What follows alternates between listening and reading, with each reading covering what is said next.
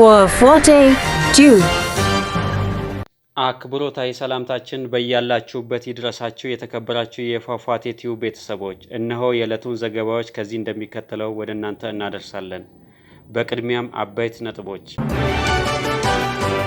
የኦሮሞ ነጻነት ግንባር ያልተጠበቁ ተግባራት ብዙዎችን እያስደነገጠ ይገኛል። በግንቦት ወር 2018 7ኛው አገራዊ ምርጫ ይካሄዳል ተብሎ ይጠበቃል። ከዚህ ምርጫ ላይ ለመሳተፍ የወሰነው የኦሮሞ ነጻነት ግንባር ኦኤልኤፍ በምርጫ ክርክር መድረኮች እጅግ በሚያስገርም መልኩ የገዢውን ብልጽግና ፓርቲ ተፎካካሪዎች እያስደነገጠ ይገኛል ተባለ። ዝርዝሩን እንመለስበታለን። የፌዴራል መንግስት ብንጠብቀው አልጀምር አለን።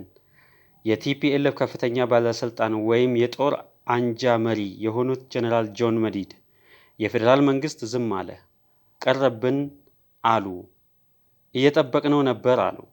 ጀነራሉ የጦርነት እቅዳቸውን በከፊል ይፋ አድርገዋል። ይህንንም በዝርዝር እንመለከተዋለን። የሱዳን ጦር በቤኒሻንጉል ጉሙዝ በኩል ኢትዮጵያ ድንበር ጥሶ ገባ። በቤኒሻንጉል ጉሙዝ ኩምሩክ ወረዳ በሱዳን ኃይሎች አደጋ ስር ወድቃለች። የኩምሩክ ከተማ ነዋሪዎች በጦርነት ሳቢያ ለቀው ወደ አሶሳና ሆራዛ እየሸሹ ነው። እንመለከተዋለን። ራሽያ ኢትዮጵያውያንን ለውትድርና እየመለመለች ነው ተባለ። አገሪቷ ከዩክሬን ጋር በገባችበት ጦርነት በኃይሏ ላይ ከፍተኛ ጉዳት ስለደረሰ ኢትዮጵያውያንና ሌሎች አፍሪካውያንን እየመለመለች ነው ተባለ። ሌላኛው መረጃችን ነው፣ እንመለስበታለን። መረጃው ለሌሎች እንዲደርስ ቻናሉን ላይክ፣ ሼር፣ ሰብስክራይብ እንዲያደርጉ እንጠይቃለን። እናመሰግናለን። የኦሮሞ ነጻነት ግንባር 7ኛው አገራዊ ምርጫ ብቁ ዝግጅት ማድረጉን እየገለጸ ይገኛል። በምርጫ ክርክሩ እያሳየ ያለው የሀሳብ የበላይነት ፓርቲው በቂ ዝግጅት ማድረጉን የሚያሳይ መሆኑን የተለያዩ አካላት እየገለጹ ይገኛሉ። አንዳንድ ምልክቶችም የሚያሳዩት ፓርቲው በሁሉም አካባቢዎች በቂ ተወዳዳሪ ማቅረብ መቻሉና በክርክር መድረኩም ከፍተኛ ሀሳብ ተቀባይነት ያለው ሀሳብ እያነሳ እየተከራከረ መሆኑ ያመለከተው በዘንድሮ ምርጫ በክርክር መድረኮቹ ያቀረባቸውን ተከራካሪዎች መንግስት ካቀረባቸው ተከራካሪዎች የተሻለ የመከራከሪያ አመክንዮ እያቀረቡ መሆኑ ተገልጿል። እስካሁን ፓርቲው በተለይ ስለ ኢትዮጵያና የኦሮሞ ሕዝብ ባቀረበው የክርክር ሀሳብ ኢትዮጵያ የተመሰረተችው ኦሮሞን በመስበር ላይ ነው። ስለዚህ ኢትዮጵያ ኢምፓየር ናት። የኢትዮጵያ ግንባታ ውስጥ ኦሮሞዎች ምንም አይነት አስተዋጽኦ የላቸውም። አስተዋጽኦ ያላቸውም የኦሮሞ ተወላጆች ቢኖሩም የኦሮሞ ጠላቶች ናቸው እንጂ ኦሮሞ ኢትዮጵያን ግንባታ ላይ ተሳትፏል የሚያስብል አይደለም በሚል ሀሳብ ክርክራቸውን አስረድተዋል። ነገር ግን ብዙ ተመልካቾች እንደሚያቀርቡት በተቃራኒው ብልጽግና ፓርቲን ወክለው የሚከራከሩት የኦሮሞ ብልጽግና ተወካዮች ወይም ተከራካሪዎች በቂ ክርክር አላደረጉም በማለት እየተወቀሱ ይገኛሉ።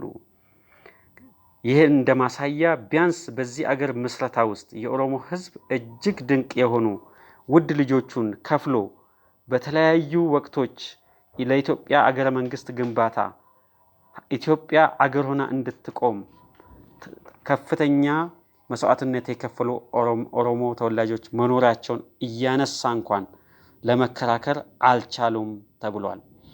ይህ በእንዲህ እንዳለ ብዙ የኦሮሞ ተወላጆች በብልጽግና በኩል ተከራካሪ ሆነው የቀረቡት ሰዎች በከፍተኛ ደረጃ እየተተቹ መሆኑ በተለያዩ ማህበራዊ ሚዲያ ላይ ታዝበናል። በተለይ ዶክተር ብርሃኑ ሌንጂሶ ለተጠየቁት ጥያቄ የመለሱት መልስ በከፍተኛ ሁኔታ እያስተቻቸው ይገኛል። በተለይ በኦሮሞ ተወላጆች በኩል ትችቱ እየቀረበባቸው የሚገኙት ዶክተር ብርሃኑ ሌንጂሶ አዲስ አበባ የማን ናት ተብሎ ለተጠየቁ ጥያቄ አዲስ አበባ የሁሉም ኢትዮጵያውያን ናት ባሉት መልስ እጅግ ብዛት ያላቸው የኦሮሞ ተወላጆች ቅሬታቸውን እያቀረቡባቸው እየተቿቸው ይገኛሉ ተብሏል።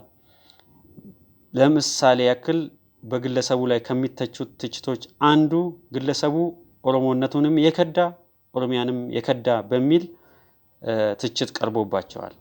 የፌዴራል መንግስት ብንጠብቀው አልጀምር አለን። የቲዲኤፍ የጦር አዛዦች የህወሓት የጦር አዛዦች የጦርነት እቅዳቸውን በከፊልም ቢሆን ይፋ አድርገዋል። በአላማጣ ከተማ ህዝቡን ሰብስበው ባደረጉት ንግግር እኛ ዝግጅታችንን ጨርሰናል፣ ፌዴራል መንግስት አልጀምር አለን፣ እየጠበቅነው ነበረ።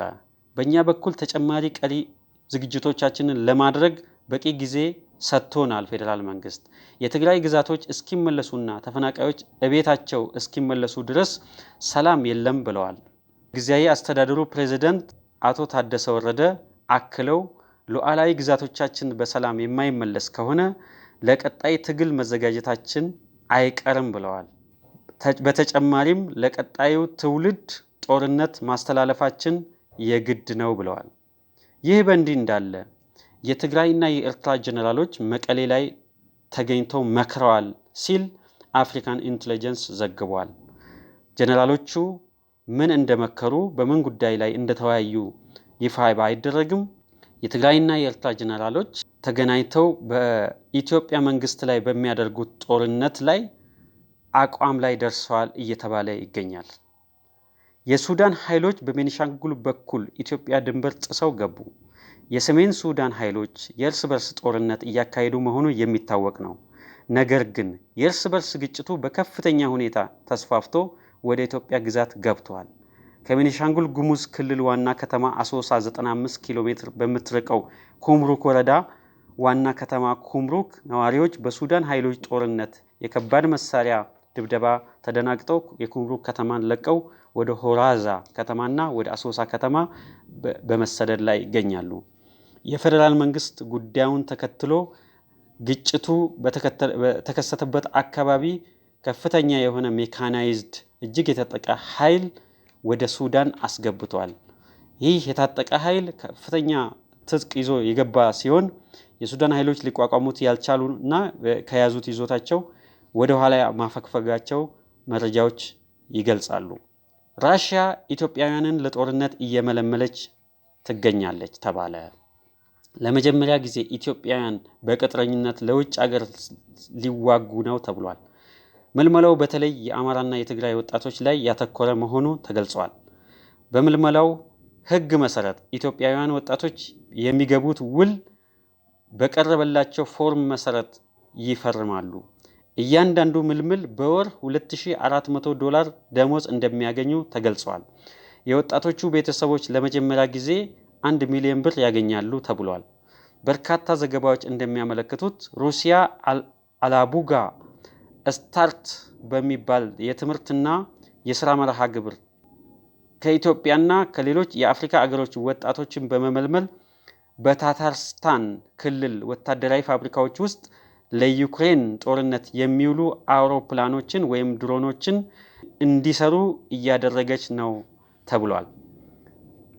የተወደዳችሁ የፏፏቴ ቲዩብ ቤተሰቦች ለዛሬ ያሉን መረጃዎች ይህንን ይመስሉ ነበር። አዳዲስ መረጃዎች በፍጥነት እንዲደርሷችሁ ቻናሉን ሰብስክራይብ ያድርጉ። ለሌሎች እንዲደርስ ላይክ፣ ሼር ያድርጉ። ሰላም።